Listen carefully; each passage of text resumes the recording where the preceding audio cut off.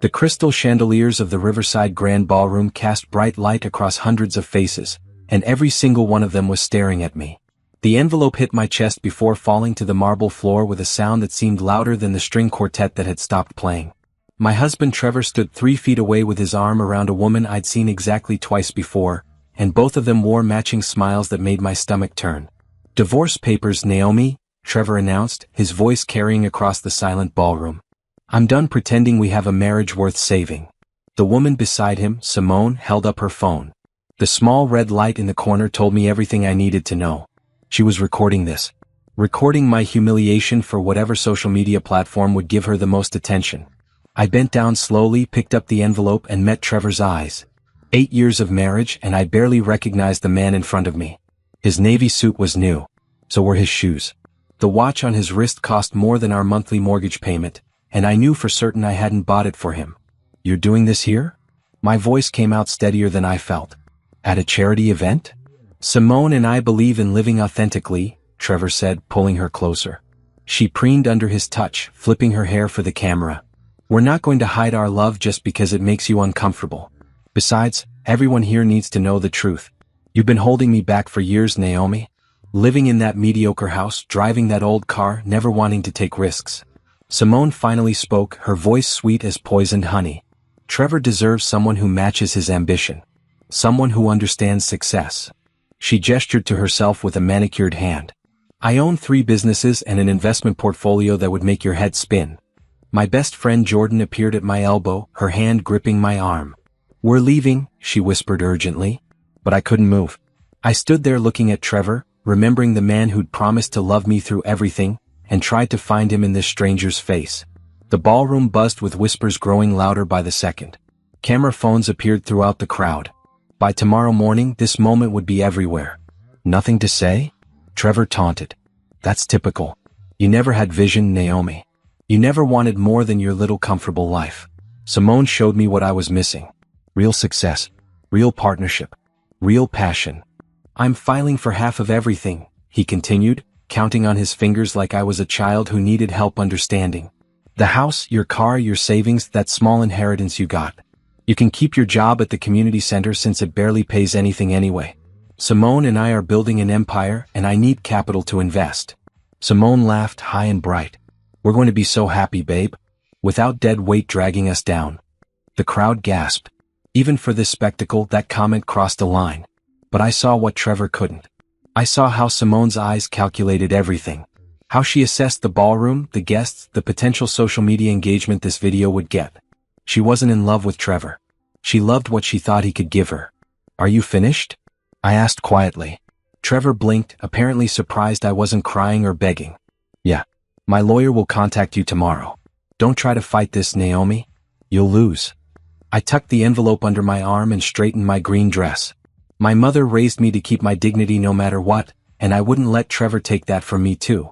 "Then I guess we're done here." Jordan and I walked toward the exit, my heels clicking against marble with each measured step. Behind us, the crowd erupted in conversation. Ahead, the double doors seemed miles away. My face felt hot, my hands cold, and somewhere deep in my chest, something that felt like my heart was cracking into pieces. But I kept walking. Head high, shoulders back, exactly like my grandmother taught me. If Trevor wanted a show, he'd gotten one. Just not the ending he expected. The night air hit my face as we stepped outside, and I finally let myself breathe. Jordan guided me toward her car, speaking in low, comforting tones I couldn't quite process. My phone buzzed constantly in my clutch. Messages probably. People who'd witnessed the disaster, offering sympathy or asking questions. I ignored all of it and stared at the envelope in my hands. Tomorrow I'd open it. Tomorrow I'd read whatever lies Trevor's lawyer had written. Tomorrow I'd start the process of legally ending my marriage. Tonight I just needed to survive the falling apart. Sunlight streamed through my bedroom window, bright and merciless. I'd barely slept, spending most of the night staring at the ceiling while my mind replayed Trevor's words on an endless loop. The envelope sat on my nightstand, still unopened. Looking at it made my chest tight. My phone showed 47 missed calls and over 100 text messages. Jordan had stayed until midnight, making sure I ate something and didn't do anything rash like call Trevor and scream at him. Not that I'd wanted to. The shock had worn off somewhere around 3 in the morning, replaced by something colder and sharper. Anger. I picked up my phone and scrolled past messages from people I hadn't spoken to in years, all suddenly concerned about my well-being or hungry for details. One name stood out. Isaiah Cross, my business attorney. His message was simple: saw what happened. Call me when you're ready. I pressed dial before I could change my mind. Naomi, Isaiah answered on the first ring, his deep voice calm and professional. How are you holding up? I've been better. I sat up, pulling my knees to my chest. I need you to look at something. The divorce papers? How did you know? It's all over social media, Isaiah said gently. That woman posted the video.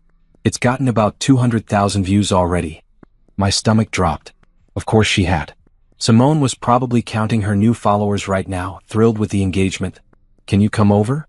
I need legal advice and I don't want to do this over the phone. Give me an hour. I showered and dressed in comfortable jeans and a blue sweater, pulling my natural hair into a high puff. My reflection looked tired but determined. Good. I needed determined right now. Falling apart could come later. Jordan arrived first, carrying bags from my favorite breakfast place. You need to eat, she announced, unpacking containers of eggs, fruit, and fresh juice. And then we're going to figure this out. Isaiah's coming over, I told her, sitting at my kitchen table. Trevor wants half of everything. That man has lost his mind. Jordan's hands moved expressively as she talked, her passion making me smile despite everything. He throws divorce papers at you in public, humiliates you on purpose, and then expects you to just hand over your stuff? Absolutely not. The doorbell rang precisely 1 hour after my call. Isaiah stood on my porch in casual slacks and a crisp red shirt, his leather briefcase in one hand. At 6'2" with rich brown skin and intelligent eyes, he'd always been handsome. But right now, I only cared about his legal expertise. Thank you for coming, I said, letting him inside. Isaiah nodded at Jordan, then settled into my living room chair. Let's see what we're dealing with. I handed him the envelope. He pulled out the papers and started reading, his expression neutral. Jordan sat beside me on the couch, her presence comforting. Minutes passed in silence while Isaiah reviewed each page. Finally he looked up. This is aggressive. Trevor's asking for half the house, half your savings, half your retirement account, and half the value of your car. He's also requesting spousal support. Spousal support? Jordan nearly shouted. He makes more money than Naomi does. That's what it says. Isaiah flipped to another page. His petition claims you held him back financially and emotionally. He's arguing that your lack of ambition prevented him from reaching his full potential, and now he needs support to establish himself properly. I laughed, but it sounded bitter even to my own ears. That's ridiculous. I work full-time at the community center coordinating programs. Trevor's a real estate agent who makes decent commissions. About that, Isaiah said carefully. I'm going to need full financial disclosure from both of you. Bank statements, investment accounts, property titles. Everything. If Trevor wants to play hardball, we need to be prepared. My heart started beating faster. This was the moment. The secret I'd kept for 6 years, the one Trevor never bothered to discover because he never paid attention to what I did with my time. Isaiah, there's something you need to know. He leaned forward, his full attention on me. The properties, I said quietly. The ones I've been buying and flipping under my maiden name. Trevor doesn't know about them. Isaiah's eyes widened slightly. How many properties are we talking about? 12. Well, 11 now. I sold one last month. I stood and walked to my home office, returning with a folder I'd kept locked in my desk. I kept everything separate. Used my inheritance from Grandma Rose as seed money, reinvested all the profits. Trevor thought I was just doing a hobby, messing around with real estate classes and renovation projects. Jordan stared at me. Naomi Sterling, are you telling me you've been secretly building a real estate portfolio this entire time? Not secretly. Just privately. I handed the folder to Isaiah. Trevor never asked details. When I talked about properties, he'd tune out or make jokes about my little projects. He had no idea how much they were worth. Isaiah opened the folder and began examining documents. His eyebrows rose higher with each page. Naomi, some of these properties are in premium locations. This penthouse downtown, this building in the Arts District. What's the total value here? Around $4 million, give or take. The portfolio generates about $30,000 a month in rental income, more when I flip something. The silence in my living room was absolute. Jordan's mouth hung open. Isaiah looked at me with new respect, his professional mask slipping for just a moment. Trevor has no idea, Isaiah said slowly. None. And he wants half of your community center salary and your 10-year-old car. That's what the papers say. Isaiah started laughing. It started as a chuckle and built into genuine amusement. Naomi, this is the best news I've heard all week. Trevor just made a massive mistake.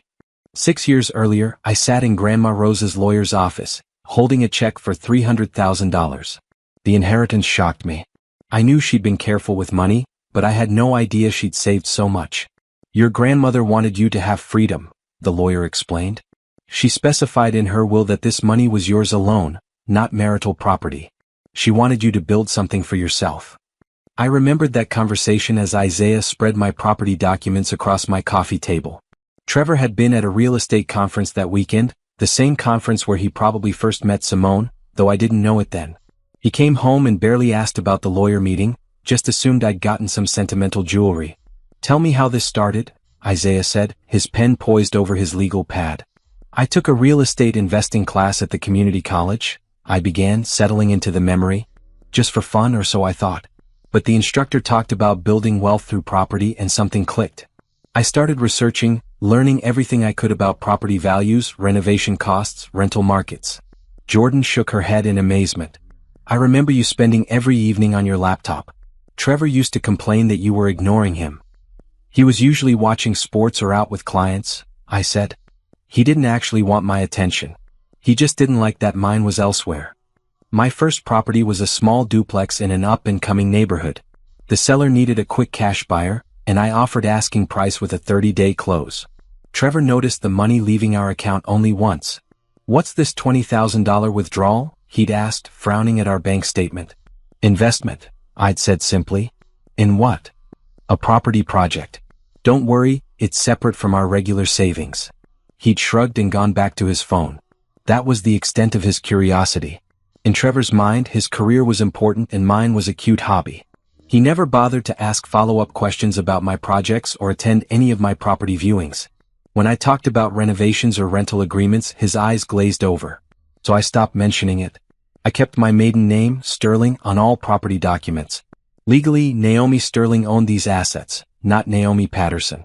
I consulted with a lawyer early on to make sure everything was properly structured. The inheritance money was separate property by law, and any assets purchased with it remained separate as long as I didn't commingle funds. I never did. Every dollar from my property ventures went into a separate bank account Trevor didn't know existed. Every profit, every rental payment, every successful flip. I reinvested most of it, buying more properties, renovating smarter, building something real. This brownstone, Isaiah said, pointing to one document. You bought this for $200,000 and it's now worth $800,000?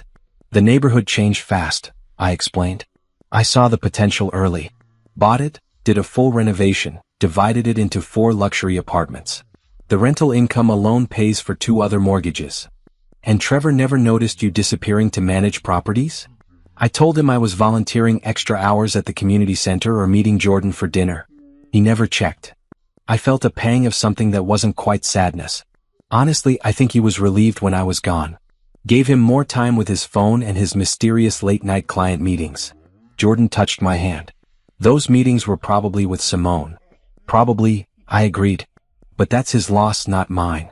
Isaiah made notes rapidly. This separation of assets is going to be key. Trevor's petition assumes all your wealth is tied up in the house you share and your modest salary. He has no idea you're worth millions. What happens when he finds out? I asked. That depends on his lawyer, Isaiah said. Discovery will require you to disclose all assets. When they see the full picture, they'll realize Trevor's entitled to exactly nothing from your portfolio. Will he try to claim part of it anyway? He can try. But the law is clear.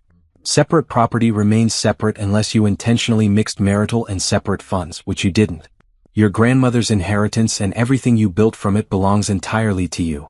Relief flooded through me so strong I felt dizzy. So the house, my car, my regular savings, that's all he can touch? Even that's not automatic. We'll argue that since Trevor earns more than you do, he doesn't need spousal support. The house can be sold and proceeds divided, or you can buy him out. The car is old enough that its value is minimal. Your regular savings are modest. Trevor's walking away with very little. Jordan let out a whoop of joy. That woman Simone thinks she's getting a rich man. Wait until she finds out Trevor's broke. Actually, Isaiah said, flipping through his notes. I'm going to recommend we investigate Trevor's finances too. If he's been spending marital funds on his girlfriend, that's a problem. We can argue he's been dissipating assets, which means he owes you money. I thought about Trevor's new watch, his new clothes, the expensive restaurants he'd supposedly been taking clients to. Simone's smug face as she filmed my humiliation. Do it. Find everything. I'll need access to your joint accounts, credit card statements, anything with both your names. I'll get you everything tonight. Isaiah packed up his papers and stood. Naomi, I'm going to be honest with you. This case is going to get ugly. Trevor embarrassed you publicly, and when he realizes he's not getting what he wants, he'll get nasty. Are you prepared for that? I thought about the last 8 years. How I'd made myself smaller to make Trevor feel bigger. How I'd celebrated his successes while he dismissed mine. How I'd built an empire in secret because my own husband couldn't be bothered to pay attention to my dreams. I'm ready, I said firmly. Trevor wanted a divorce. He's going to get one. Just not the way he planned. 3 days after the gala, Trevor's lawyer sent a formal letter to Isaiah's office. I sat across from Isaiah's desk while he read it aloud, his voice tight with controlled anger. Your client is being unreasonable and vindictive, Isaiah quoted. Our client has been more than fair in his initial petition. However, given Mrs. Patterson's refusal to communicate, we are revising our demands. Revising up, I assume? I said dryly. Way up. Isaiah scanned the page. Trevor now wants 60% of the house value, claiming he contributed more to the mortgage. He wants your car despite its age, says he needs reliable transportation. He's requesting 70% of your savings and retirement accounts, and he's added a demand for $10,000 a month in temporary spousal support during the divorce proceedings. That's more than I make in a month. I'm aware. Isaiah set the letter down. He's trying to force you into a bad settlement. Make you so financially desperate that you'll agree to anything just to end it. My phone buzzed with a text message. Jordan's name flashed on the screen along with a link. You need to see this. I clicked the link and found myself on Simone's social media page. Her follower count had tripled since the gala video. The most recent post showed her and Trevor standing in front of a luxury car dealership, both holding champagne glasses. The caption read, "Celebrating new beginnings with my king. When you level up your life, everything gets better. Some people are content with mediocrity, but we're building an empire. Stay tuned for major announcements about our real estate investment company. Success loves speed." Comments flooded below the image. Most congratulated them or called them inspirational. A few questioned the timing and taste. I noticed Simone responded to every positive comment but blocked or deleted anything critical. She's treating your divorce like a business opportunity, Isaiah observed, reading over my shoulder. That's exactly what it is for her. I scrolled through more posts. Simone had created an entire narrative where she was the ambitious woman who saved Trevor from a dead-end marriage. She posted motivational quotes about knowing your worth and refusing to settle. Each post got thousands of likes. Is this legal? I asked. Can she just post about our divorce publicly? Unfortunately, yes. You're not in the video yourself, and she's not making specific defamatory claims. It's in poor taste but not illegal. My phone rang. Mom's name appeared on the screen. I'd been avoiding her calls since the gala, not ready to hear the disappointment in her voice. But I couldn't put it off forever. Hi Mom. Naomi Patricia Sterling, why am I finding out about your divorce from my church friends instead of from you? My mother's voice carried that particular tone that transported me straight back to childhood. I was going to call you. I just needed a few days to process. Process? Baby, that man humiliated you in front of half the city and you need to process. She made a sound of pure disgust. I never liked Trevor. Too smooth, too concerned with appearances. But I thought he at least had some decency. Clearly I was wrong. Mom, I'm handling it. I have a good lawyer. Isaiah Cross? Your grandmother's lawyer's son? That's good, he's sharp. But Naomi, are you okay? Really okay? I felt my throat tighten at the genuine concern in her voice. I'm getting there. It hurts, but I'm also angry and that's helping. Good. Stay angry. Angry gets things done. Sad just gets you used. Mom paused. Your grandmother would be proud of you, you know. The way you walked out of that ballroom with your head high. That's sterling family strength right there. I'm trying to remember that. Don't try. Know it. You come from a long line of women who survived worse than a cheating husband. You'll survive this too and you'll come out stronger. After we hung up, I felt fractionally better. Mom had that effect. She could make you feel like you could handle anything with pure determination and stubbornness. Isaiah's phone rang. He answered, listened for a moment, then put it on speaker. My investigator has preliminary findings on Trevor's finances.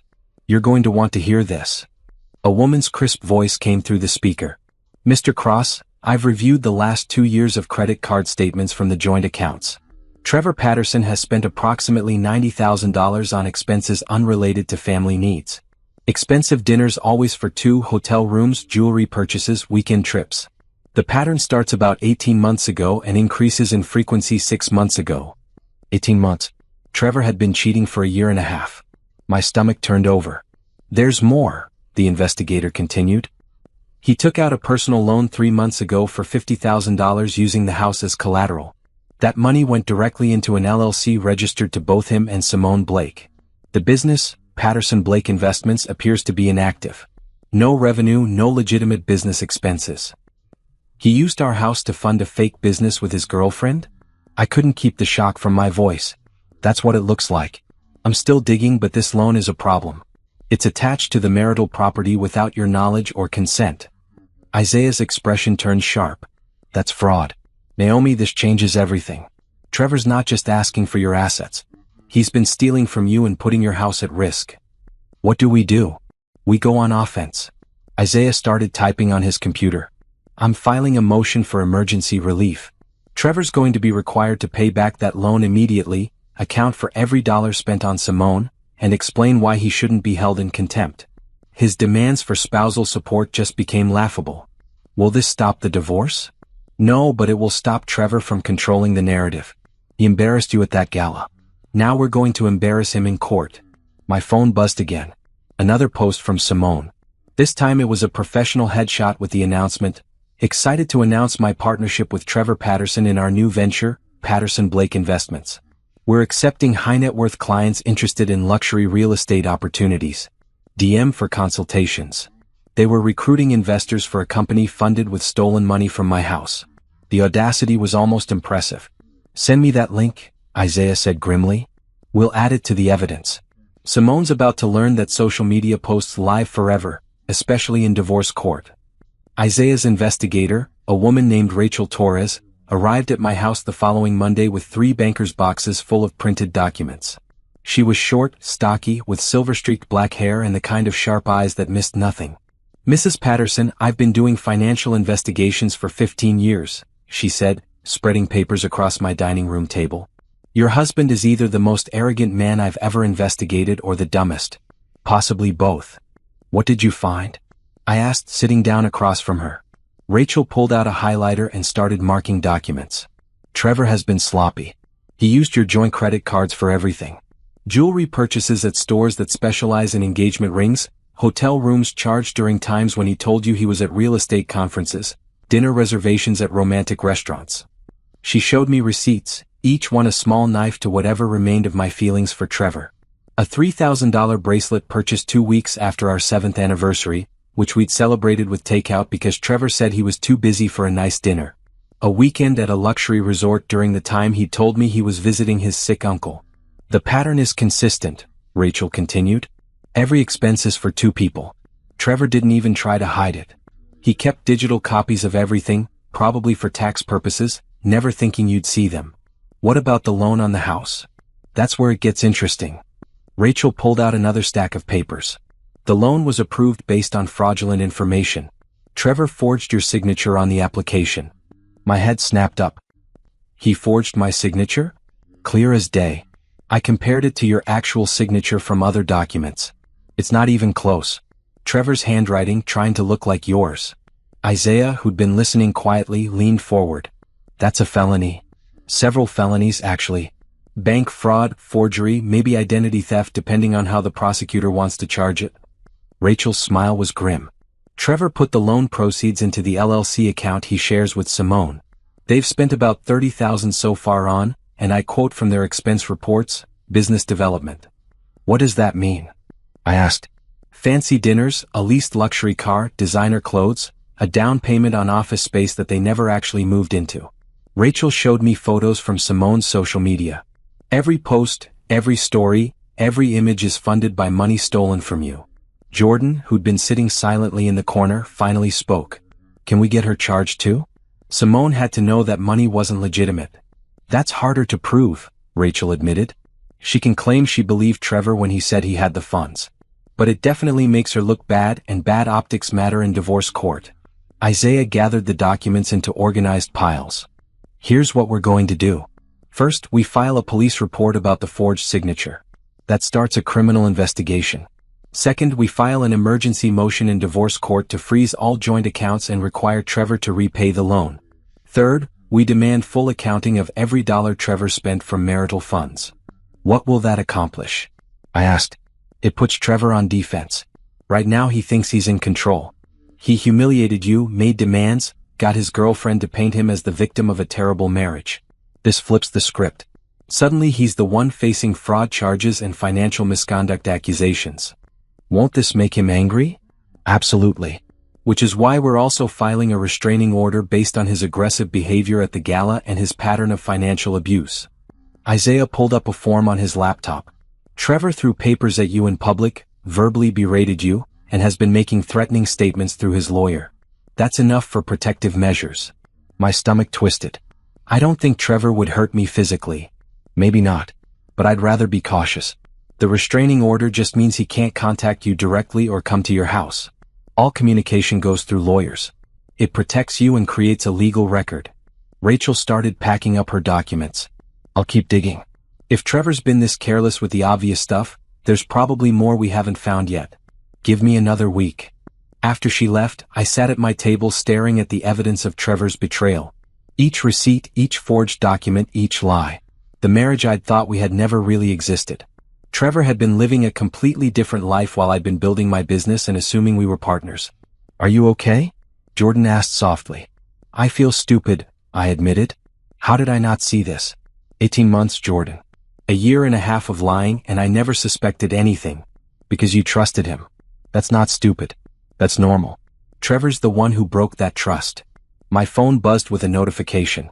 Another post from Simone, this one showing her and Trevor at a rooftop bar with the caption, "Living our best life with the best partner. Never settle for someone who doesn't celebrate your wins. Grateful every day for this upgrade." Upgrade? She called leaving me an upgrade.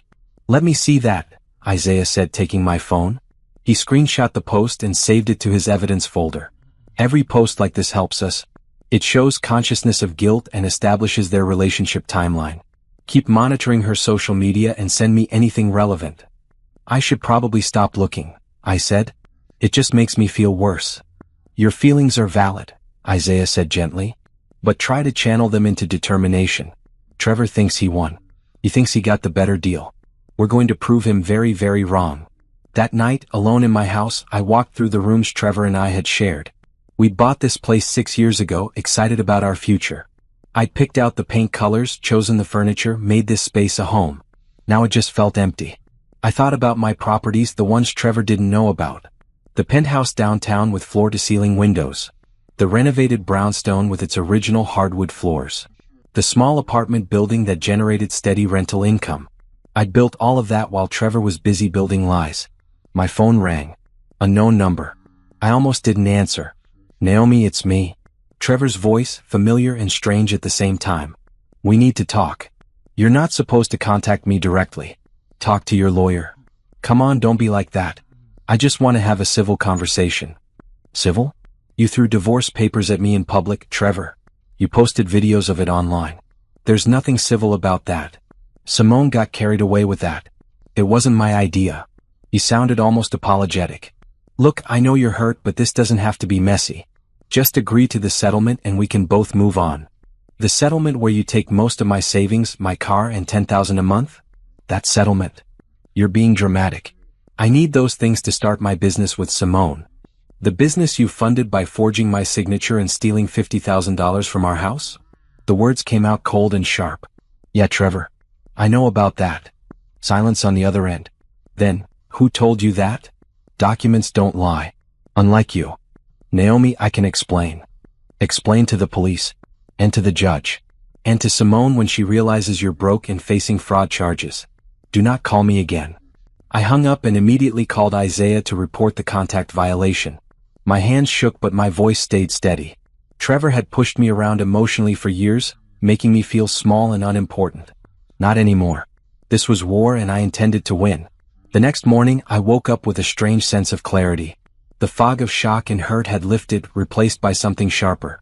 Purpose. Trevor wanted a divorce and he was going to get one. Just not the way he imagined. I called my mother and asked her to meet me for coffee. We sat in a small cafe near her house, bright morning light streaming through the windows. Mom studied my face across the table. "You look different," she said. "Stronger." "I feel different." I wrapped my hands around my coffee cup. "I need to tell you something." I explained everything. The inheritance from Grandma Rose. The secret portfolio. The properties I'd been buying and renovating for 6 years. The millions Trevor knew nothing about. Mom listened without interrupting, her expression shifting from surprise to pride. "Your grandmother would be so proud," she said finally. "She always knew you had that sterling business sense. That's why she left you that money specifically. I feel bad that I kept it secret from you." "What?" "It was yours to do with as you pleased. And clearly you did something smart." Mom reached across the table and squeezed my hand. "Naomi, you're about to go through something hard. Trevor's going to fight dirty when he realizes what he's losing. You need people in your corner. I have Isaiah and Jordan. You need more than that. You need family. You need people who knew you before Trevor, who'll remind you who you are when things get rough." She pulled out her phone. "I'm calling your Aunt Sandra. She went through a nasty divorce 15 years ago. She'll want to help." "Mom, you don't have to." "Hush. Family takes care of family." By evening, my house was full of people. Mom, Aunt Sandra, Jordan, Isaiah, and Isaiah's paralegal spread documents across every available surface. Aunt Sandra, a corporate lawyer with silver locks and fierce intelligence, reviewed Isaiah's strategy. "This is solid," she said, tapping the legal briefs. "Trevor's lawyer isn't going to know what hit him. But Naomi, you need to be prepared. This will get ugly. He'll try to attack your character, make you look bad." "Let him try," I said. "I have documentation for everything." "That's good. But documentation doesn't stop him from lying. He'll tell people you were a terrible wife, that you drove him away, that you're vindictive and bitter." Aunt Sandra's eyes were kind but realistic. "You need to be ready for people to believe him." Jordan pulled up Simone's social media on her laptop. "She's already controlling the narrative. Look at this." Simone had posted a long essay about toxic relationships and finding the courage to leave. She never mentioned names, but the implication was clear. She painted herself as a strong woman helping a man escape an unhappy marriage. The comments section was full of support and praise. "People believe what they want to believe," I said quietly. "Trevor's telling a story where he's the hero and I'm the obstacle. Some people will always buy that version. But the people who matter won't," Mom said firmly. "The judge won't. Your real friends won't. Your family won't. Those are the only opinions worth caring about." Isaiah's phone rang. He stepped into the kitchen to answer, returning a few minutes later with an interesting expression. That was Trevor's lawyer. "He wants to schedule mediation." "Already?" Aunt Sandra frowned. "We just filed our response 2 days ago." "Trevor's scared," Isaiah said simply. "He knows about the fraud investigation now. He knows we found the receipts. He's trying to settle before this gets worse for him." "What do you recommend?" I asked. "We go to mediation, but we don't agree to anything. We use it as an opportunity to see what Trevor's willing to admit and what he's still hiding. Every word he says can be used later." The mediation was scheduled for the following week. In the meantime, I focused on work and my properties. The community center had a big fundraiser coming up and I threw myself into planning. My coworkers knew about the divorce, the video had made sure of that, but they were kind. They didn't pry or ask invasive questions. One afternoon, my supervisor Carmen called me into her office. She was a round woman in her 50s with warm eyes and no-nonsense attitude. "How are you really doing?" she asked, gesturing for me to sit. "I'm managing." "Naomi, you've worked here 7 years. I've watched you grow from a shy coordinator into someone confident and capable. That man never appreciated you." Carmen leaned back in her chair. "You know what I noticed? After you married Trevor, you got quieter. Less likely to share ideas. Like you were making yourself smaller." I blinked, surprised by her observation. "I didn't realize." "I did. And I'm watching you become yourself again. It's good to see." She smiled. "Whatever you need, time off, flexible hours, someone to vent to, you let me know." That conversation stayed with me. How many other people had noticed me shrinking? How long had I been dimming my own light to keep Trevor comfortable? That evening, I visited my penthouse property downtown. I'd bought it as a foreclosure and spent 2 years renovating it into a luxury space. The current tenants, a young couple in tech, loved it and paid premium rent.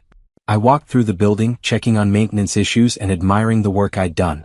This was mine. I'd created this with my own vision and effort. Trevor had no part in it. He'd never even seen it. My phone rang. Jordan's name flashed on screen. Turn on Channel 7 News. Now. I pulled up the news stream on my phone. The anchor was covering a story about social media influencers and fraud. And there on the screen was Simone's face. Simone Blake, who recently went viral for a video involving her new relationship, is facing questions tonight about her business practices. Several former clients of her consulting company have come forward claiming they paid for services they never received. We spoke with one woman who says she lost $15,000. The camera cut to an interview with a tearful woman explaining how Simone had promised to help her start a business but disappeared after receiving payment. The news report showed more victims, all with similar stories. Blake has not responded to our request for comment, the anchor continued. But sources say she's recently started a new business venture with her partner, Trevor Patterson. We reached out to Patterson as well but received no response. I called Isaiah immediately. Are you watching this? Already on it.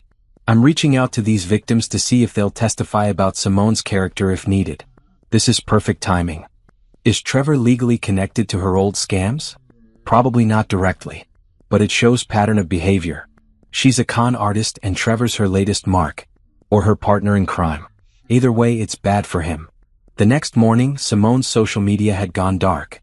All her posts about success and ambition were deleted. Her follower count was dropping by the thousands. The comments that remained were angry, calling her a scam artist and fraud. Trevor's phone number appeared on my screen. I let it go to voicemail. He called 3 more times before leaving a message. Naomi, please. We need to talk. This is getting out of control. That news story about Simone, it's not what it looks like. I didn't know about any of that. We can work this out, just you and me. Call me back. I deleted the message without finishing it and called Isaiah again. He's panicking, Isaiah said. Good. Keep him blocked. Don't respond. Let him spiral. The mediation office was downtown in a sleek building with too much glass and metal. I arrived with Isaiah, both of us dressed professionally. Isaiah wore a sharp gray suit while I'd chosen a burgundy dress that made me feel confident and in control. My natural hair was styled in soft curls, and I wore the pearl earrings my grandmother left me. Trevor was already there with his lawyer, a thin man named Robert Chin who looked exhausted. Trevor wore a suit I didn't recognize, probably another purchase funded by stolen money. He looked terrible. Dark circles under his eyes, weight loss that didn't look healthy, stress written across his face. Simone wasn't there. I'd wondered if she would show up, but apparently even she had limits on appropriate courtroom behavior. The mediator, an older white woman named Patricia Hoffman, directed us to a conference room. Let's start by establishing ground rules. We're here to negotiate in good faith. Everything said in this room is confidential and can't be used in court. The goal is to reach an agreement that works for both parties. My client is willing to negotiate, Robert said quickly. We believe this divorce can be resolved amicably if Mrs. Patterson is reasonable about asset division. Isaiah opened his briefcase and pulled out a thick folder. Let's talk about assets. Mr. Patterson's petition claims the marriage has minimal savings and the primary assets are the shared home and Mrs. Patterson's vehicle. Is that still your position? Yes, Robert confirmed.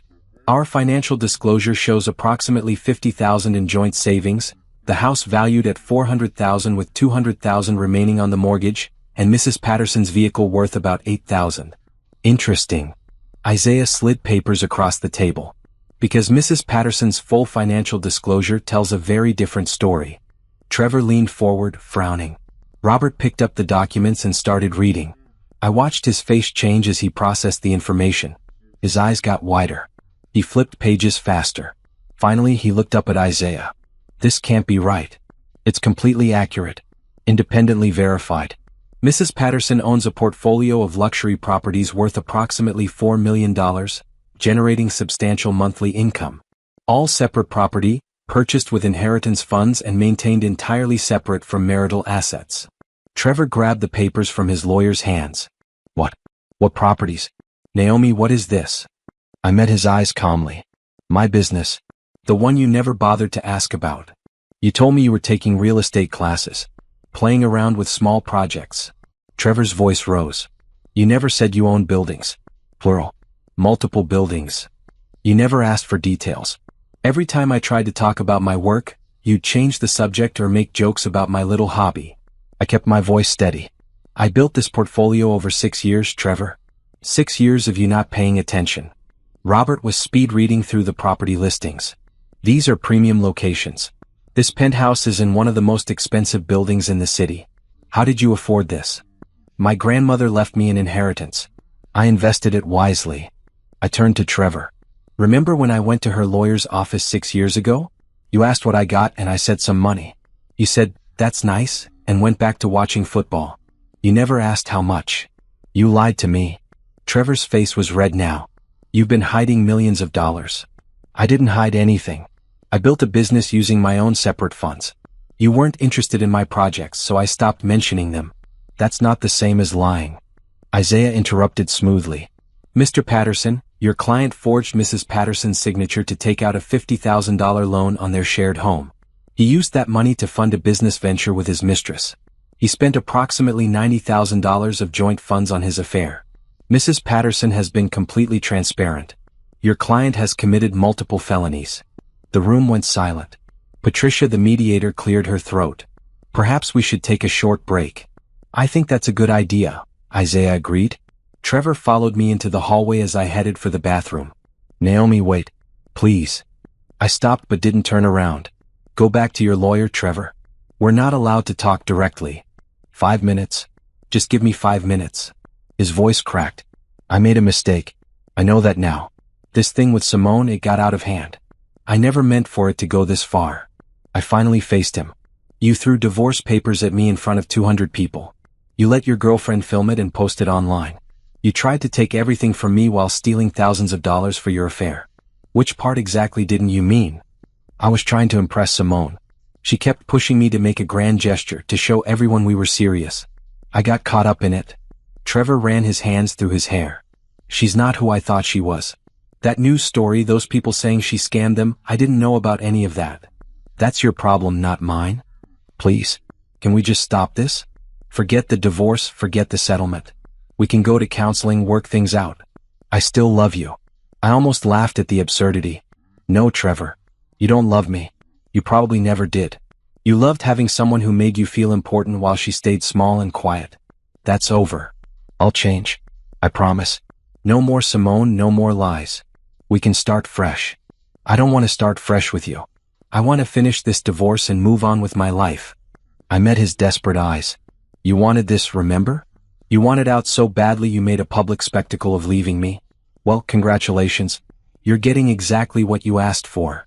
But the properties, the money, you have plenty. You can afford to split some with me. I'm your husband. And there it was. The real reason for his sudden change of heart. Not love. Not regret. Money.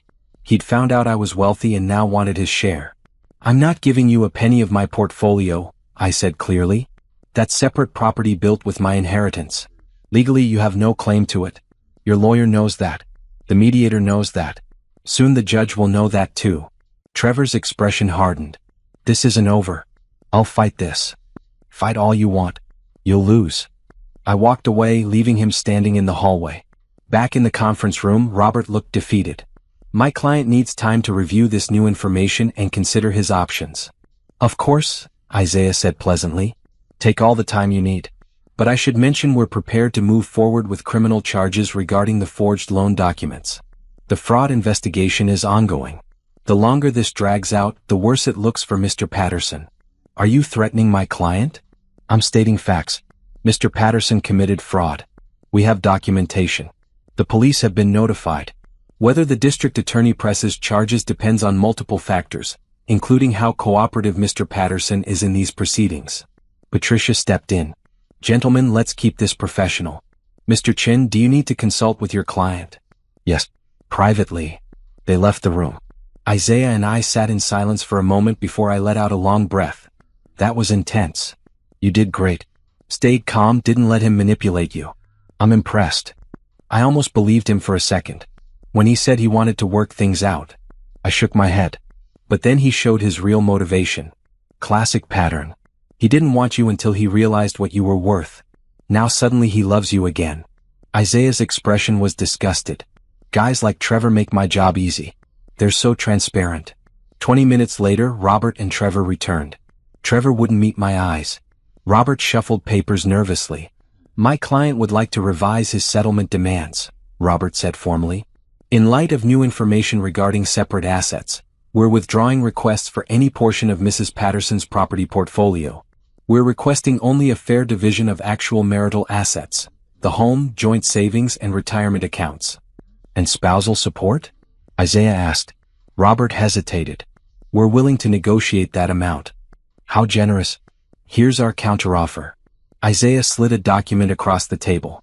Mrs. Patterson keeps her portfolio and all separate property. The house gets sold and proceeds divided 50-50 after the fraudulent loan is paid back by Mr. Patterson. Joint savings split equally. No spousal support in either direction. Mr. Patterson returns any items purchased with joint funds during his affair, or reimburses their value. Mrs. Patterson keeps her vehicle. All debts remain with whoever incurred them. That's everything, Trevor protested. I'll walk away with barely anything. You'll walk away with exactly what you contributed, Isaiah corrected. After stealing $90,000 from your wife, you should be grateful she's not pursuing maximum damages. We need to discuss this with our client, Robert said. Take your time. We have all day. Isaiah leaned back, completely relaxed. Though I should mention, every hour we're here is billable, and I charge premium rates for mediation. Just something to keep in mind. 3 days after the mediation, Jordan called me at 6 in the morning. You're going to want to see this. I grabbed my laptop and pulled up the link she texted. It was a local news website with a prominent headline, Social Media Influencer Simone Blake Under Investigation for Fraud. The article detailed multiple complaints filed against Simone by clients who'd paid for business consulting services they never received. The state attorney general's office was investigating her business practices. Several victims had come forward with similar stories of paying thousands of dollars up front, receiving 1 or 2 consultations, then being ghosted when they asked for the promised deliverables. But that wasn't the interesting part. Scroll down, Jordan instructed. At the bottom of the article was an update posted just hours ago. Blake's business partner, Trevor Patterson, is also being investigated for his role in Patterson Blake Investments, which was funded through a fraudulent loan. Patterson is currently involved in divorce proceedings and faces additional charges of forgery and bank fraud. My phone immediately started ringing. Isaiah's name appeared on the screen. Good morning, I answered. Did you see the news? Reading it now. Trevor's lawyer called my office 5 minutes ago. He's withdrawing as Trevor's attorney effective immediately. Isaiah sounded satisfied. Apparently Robert doesn't want to be associated with a potential fraud case. Trevor's on his own. Can Robert just quit in the middle of a divorce? He needs court permission, but it'll be granted. Lawyers can withdraw if the client commits crimes or if the relationship breaks down. Robert probably realized Trevor lied to him about multiple things and decided to cut his losses. I thought about Trevor scrambling to find a new lawyer while facing criminal charges. Part of me felt guilty for that small flicker of satisfaction. But then I remembered him throwing papers at me, remembered his smug face as Simone filmed my humiliation, and the guilt vanished. What happens now? I asked. We wait. Trevor needs to either hire a new lawyer or represent himself. Either way, we're in a strong position. He's got bigger problems than divorce settlement now. That afternoon, my phone buzzed with a text from an unknown number. This is Simone. We need to talk about Trevor. I showed Isaiah the message. Should I respond? Absolutely not. She's either trying to manipulate you or she's panicking because her scam fell apart. Either way, no good comes from engaging with her. But Simone was persistent. Over the next few hours, she sent a dozen more messages. They started out polite, asking if we could talk woman to woman. Then they got more desperate, claiming she had information I needed to know about Trevor. Finally, they turned angry, accusing me of ruining her life and Trevor's business. Block her, Isaiah advised. Document everything first, then block. I screenshot every message and sent them to Isaiah before blocking Simone's number. But she found me on social media, sending messages through every platform. In each one, her story changed slightly. Sometimes she claimed Trevor had lied to her about being divorced. Sometimes she admitted they'd planned the whole thing together. Sometimes she blamed me for not letting Trevor be happy. She's desperate, Jordan said when I showed her the messages. The news story destroyed her influencer career. She's lost thousands of followers. Her business is being investigated. Trevor probably dumped her when the money dried up. She's got nothing left. That's not my problem. I know. But she's going to keep trying to contact you. People like Simone don't accept defeat quietly. Jordan was right. 2 days later, Simone showed up at the community center. My coworker Sarah found me in the office. There's a woman at the front desk demanding to see you. Security won't let her in, but she's causing a scene. I walked to the lobby and saw Simone through the glass doors, arguing with our security guard. She looked different from the polished influencer in her social media posts. No makeup, hair in a messy bun, wearing sweatpants and an old t-shirt. When she saw me, she rushed toward the door. Naomi, please. Just 5 minutes. I shook my head and turned away. Trevor left me, she shouted through the glass. He took what was left of the business money and disappeared. I got nothing. Lawyers, police, everyone's after me. This is your fault. I stopped and turned back. My fault? You helped my husband steal $50,000 from my house. You posted videos of my humiliation online. You tried to build a career on my pain. None of that is my fault. That's your choices. I loved him, Simone said, and for the first time she sounded genuine. I really thought we had something real. Then you know how I felt when he betrayed me. Except I was his wife for 8 years, not his side piece for 18 months. If you're looking for sympathy, you're asking the wrong person. I walked away as she continued shouting behind me. Security escorted her off the property and told her she'd be arrested for trespassing if she came back. That evening I got a call from an unknown number. Against my better judgment, I answered. Naomi, it's Trevor. His voice sounded hollow, defeated. Please don't hang up. What do you want, Trevor? I know I don't deserve your help. I know I destroyed everything. But I'm asking anyway. I need money for a lawyer. The criminal charges, the investigation, I can't afford proper representation. I almost laughed at the audacity. You want me to pay for a lawyer so you can defend yourself against charges of stealing from me? It's not like that. If I go to jail, I can't pay you back what I took from the house. If you help me now, I can get a better deal, maybe avoid prison, and then I'll make things right. Trevor, let me be very clear.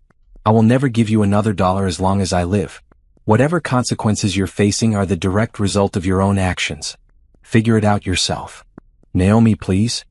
I hung up and blocked his number too. Then I called Isaiah and told him about both confrontations. They're circling the drain, he said. Happens all the time in cases like this. The scam falls apart, the money dries up, reality sets in.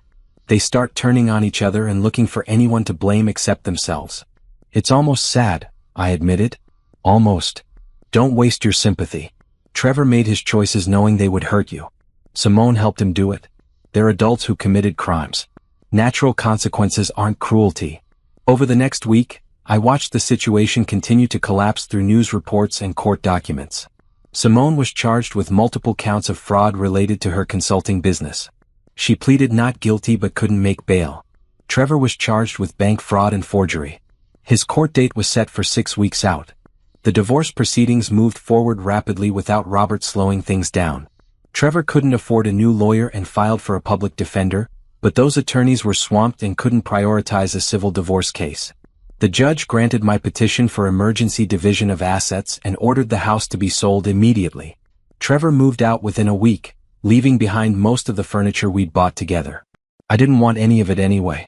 It all went to charity along with Trevor's clothes and personal items. I kept only things that had meaning to me from before the marriage. The house sold fast, a young couple eager to start their life together. I watched them tour the property with bright eyes and big plans, and felt nothing but relief that this chapter was closing. My share of the proceeds, minus Trevor's fraudulent loan that I refused to pay, came to about $80,000. Not life-changing given my portfolio, but a clean ending. Trevor got his half minus the loan payback and all the money he owed me for the affair expenses. His share came to less than $10,000. He's going to be furious, Jordan predicted when I told her the final numbers. Let him be furious.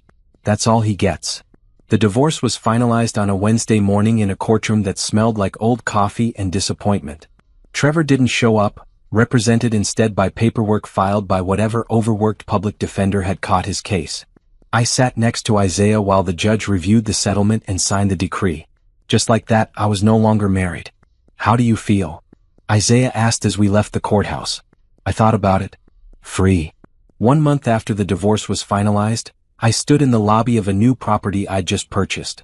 The building was a historic 3-story townhouse in a neighborhood on the verge of major development. I'd gotten it for a fair price because it needed extensive renovation, but I could already see what it would become. "This is gorgeous," Jordan said, walking through the space with her designer eye. "The bones are incredible. Original hardwood, those high ceilings, the crown molding. Naomi, this is going to be spectacular." "I'm thinking mixed use. Boutique retail on the ground floor, residential units above. The location is perfect for it." I pulled out my tablet showing preliminary design sketches. "What do you think?" "I think you're brilliant. I also think you should celebrate more. You just finalized a divorce from a man who tried to destroy you, proved he was a criminal, and walked away with millions he didn't even know existed. That deserves more than immediately buying another building." I smiled. "This is how I celebrate. Creating something new." My phone buzzed with a message from Isaiah.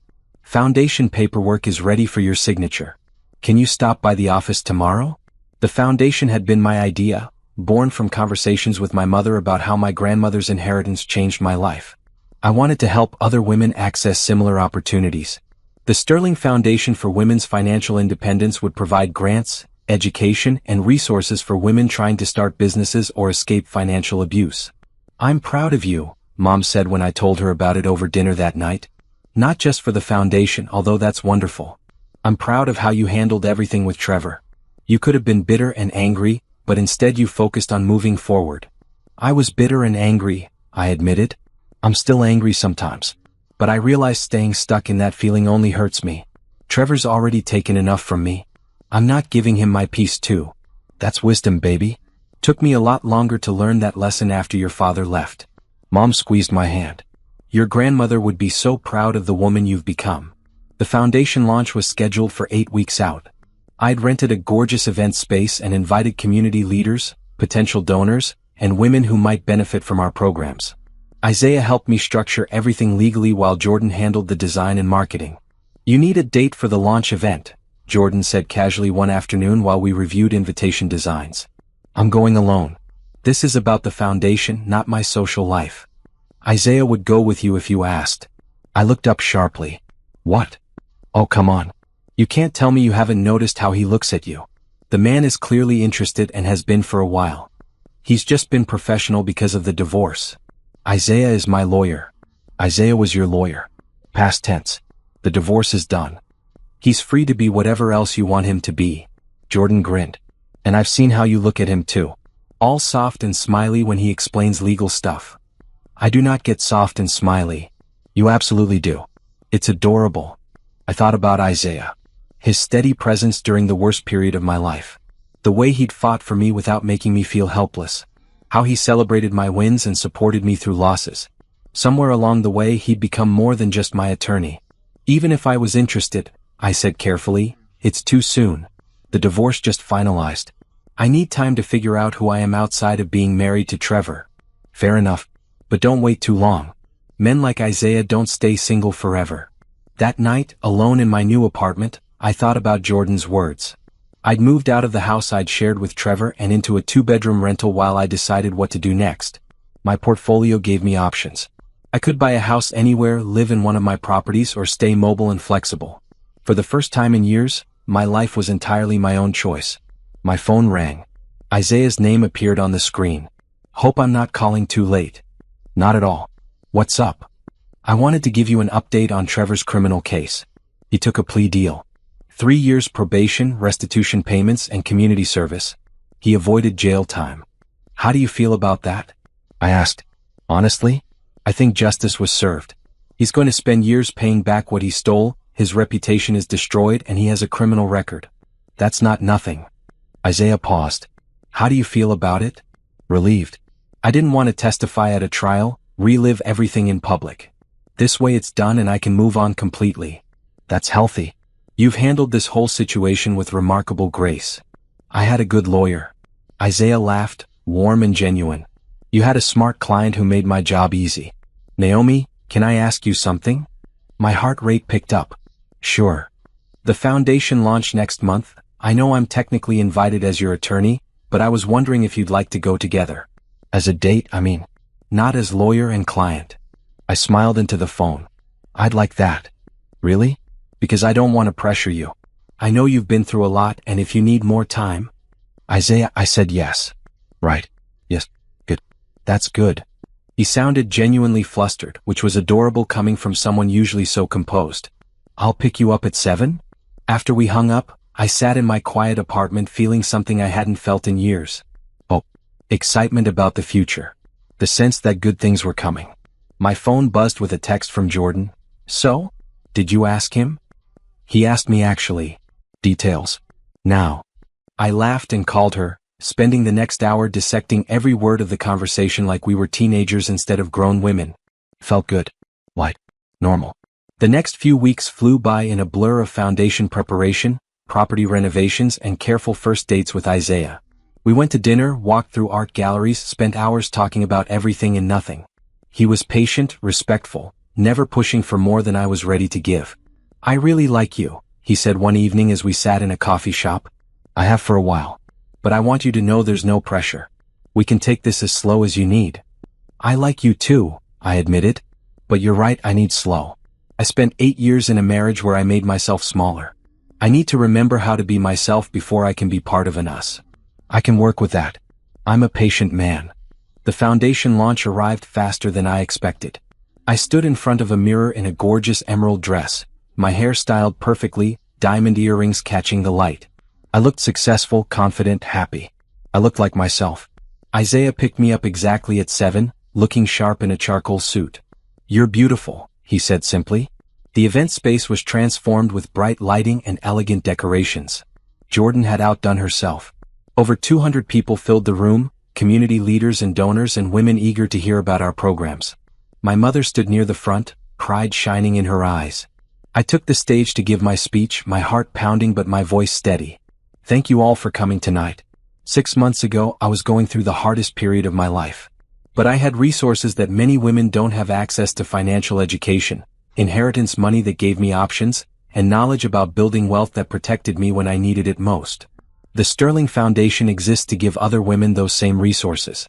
We believe every woman deserves financial independence and the freedom that comes with it. We offer grants for women starting businesses, financial literacy education, legal support for women leaving abusive situations, and mentorship from successful women who've been where you are. The crowd erupted in applause. I felt tears prick my eyes but held them back. This was joy, not sadness. This was building something meaningful from pain. After the speech, I mingled with guests, accepting congratulations and discussing the foundation's programs. Isaiah stayed close but not hovering, his presence supportive without being controlling. Several women approached me sharing their own stories of financial abuse or struggle, thanking me for creating this resource. You're changing lives, one woman said, gripping my hands. Thank you. Near the end of the evening, I stepped outside for air. The terrace overlooked the city, lights sparkling in every direction. Isaiah joined me, handing me a glass of champagne. Successful night, he said. Beyond my expectations. We raised almost $500,000. That's incredible. But I meant successful for you personally. You look happy. I thought about it. I'm happy. For the first time in years, I'm genuinely happy. 6 months after the foundation launch, I stood in my newly renovated penthouse, the one I'd always loved but never lived in. The tenant's lease had ended, and instead of finding new renters, I decided to make it my home. Floor-to-ceiling windows showed the city spread out below, and the space reflected my taste entirely. Bold colors, comfortable furniture, art that made me smile. This was mine. Every choice, every detail. My phone buzzed with a message from Jordan. Turn on channel 4. Trust me. I grabbed the remote and switched channels. A news reporter stood outside a courthouse, and the headline made my stomach drop. Former real estate agent sentenced in fraud case. Trevor Patterson was sentenced today to 2 years in prison after violating the terms of his probation, the reporter said. Patterson, who originally received probation for bank fraud and forgery, failed to make required restitution payments and was arrested last month for attempting to sell property he didn't own. The judge called his actions a pattern of criminal behavior and revoked his probation. The camera showed Trevor being led from the courthouse in handcuffs. He looked older, thinner, defeated. Nothing like the confident man who'd thrown divorce papers at me just over a year ago. I felt nothing. No satisfaction, no sympathy, no anger. Just a distant sense that justice had finally caught up with him. My phone rang. Mom's number. Did you see? Just now. How do you feel? Honestly? I don't feel anything. That person has nothing to do with my life anymore. I walked to my window looking out at the city. Trevor made his choices. He's living with the consequences. That's not my story anymore. Good. That's real healing, baby. When you can let go of the anger and the hurt and just move forward. Mom paused.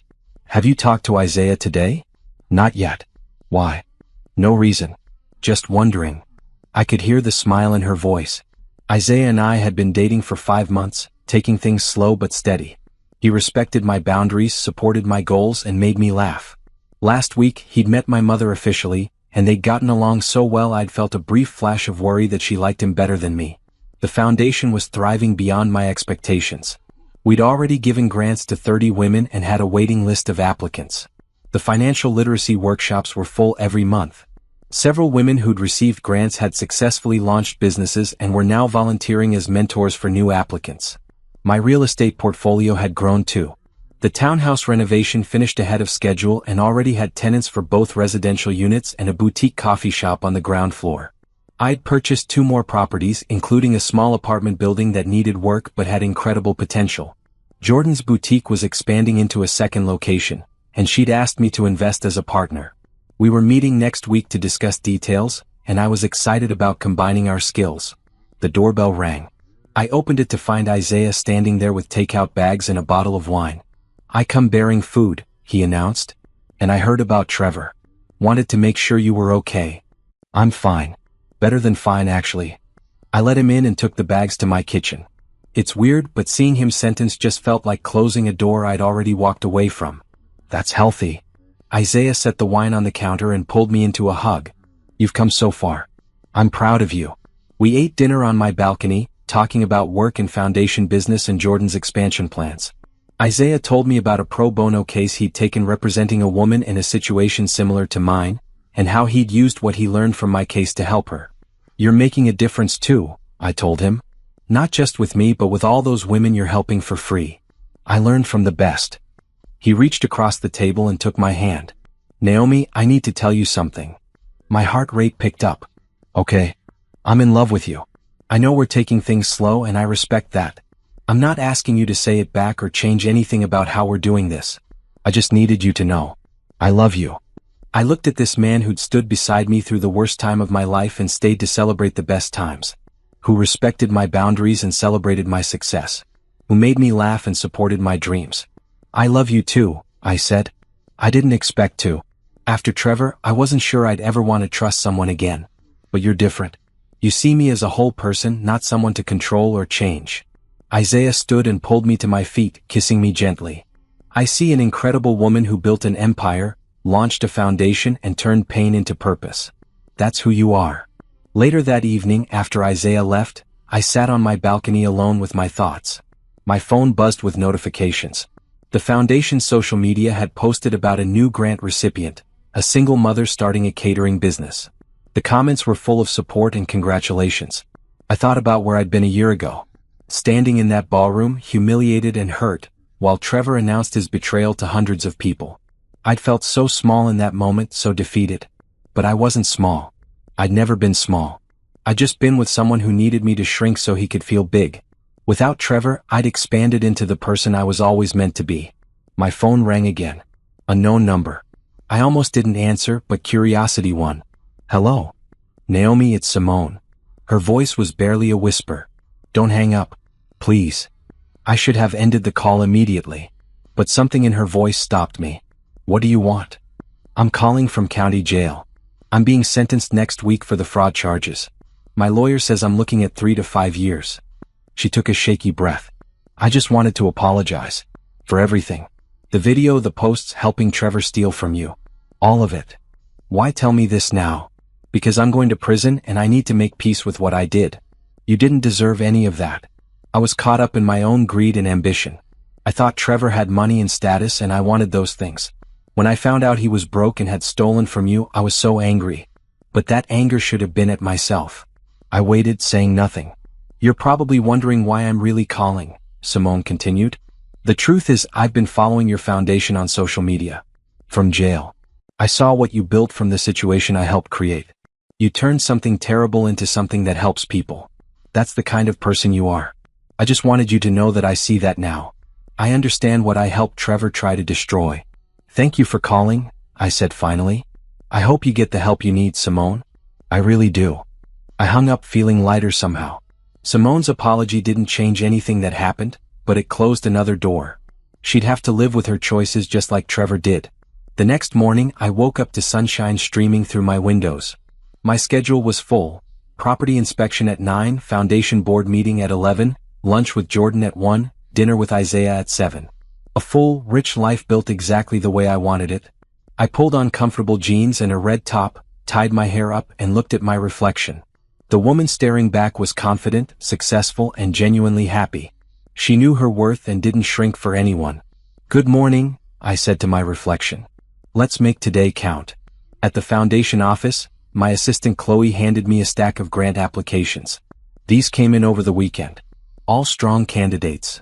I flipped through them, reading stories of women trying to escape bad situations, start businesses, or get education they'd been denied. Each one could have been my story under different circumstances. Each one deserved the chance I'd gotten. Let's review these at the board meeting, I said. I think we can fund at least 5 more this quarter. We're changing lives, Chloe said softly. Every day we're changing lives.